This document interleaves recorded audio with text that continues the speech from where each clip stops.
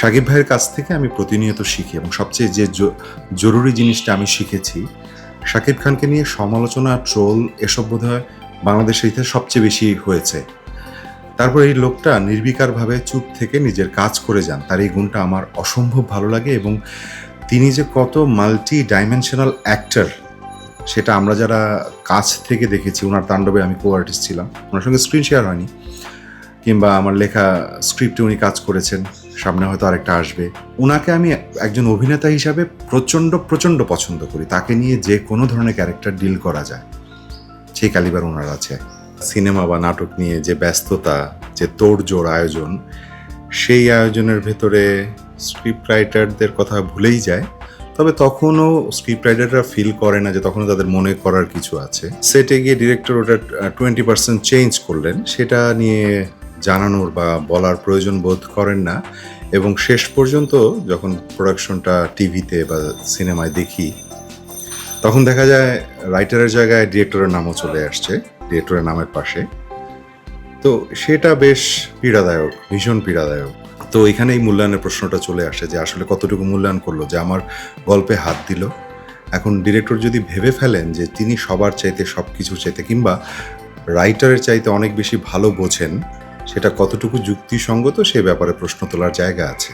এমনিতে এই ব্যাপারটা ধরেন, একটা কমন বিষয় হলো, হিন্দিতে একটা কথা আছে, জো দিখতা হ্যায় वो বিকতা হ্যায়।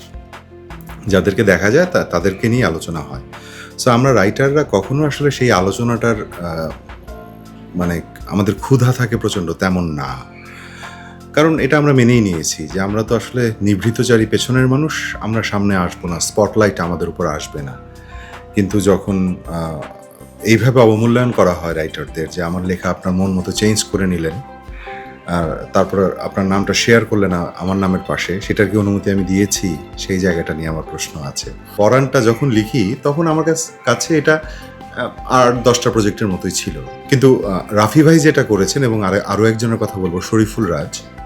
তো রাফি ভাই যেটা করেছেন, উনি আমাকে প্রমোশনে শুরু থেকে রেখেছেন এবং সবার সঙ্গে পরিচয় করে দিয়েছেন আমার রাইটার।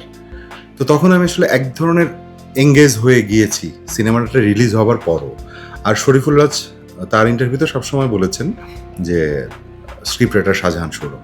তো যখন পরাণ এত জনপ্রিয় হলো, এত বুম করলো, তখন আসলে সবাই যেভাবে আনন্দ করছিল, সবাই যেমন এটার অংশ হয়েছিল, আমি সেই ফিলটা পেয়েছি, যেটা এর আগে খুব একটা পাইনি। কারণ রাইটারদের একটু পেছনে রাখা হয়েছে সবসময়।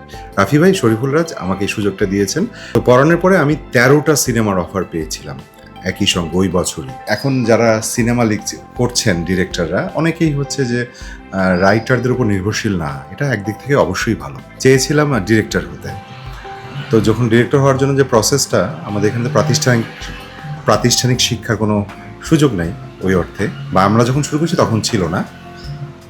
তখন আমার মিডিয়াতে প্রথম এন্ট্রি আসলে সিনেমার অ্যাসিস্ট্যান্ট ডিরেক্টর হিসেবে। কারণ স্বপ্ন দেখেছি আমি ডিরেক্টর হব, সেটা 2004-05 কথা। তো একটা সময় পর্যন্ত অভিনয় করেছিলাম, তারপর মনে হলো আমি তো এটা চাইনি কখনো, আমি ডিরেক্টর হতে চাই। তো ডিরেক্টর হওয়ার জন্য আমার কাছে মনে হলো লেখা বোঝার জন্য লেখাটা পারা জরুরি। তো সেইটা শেখার জন্য আমি 2011 সাল থেকে লেখা শুরু করলাম আসলে।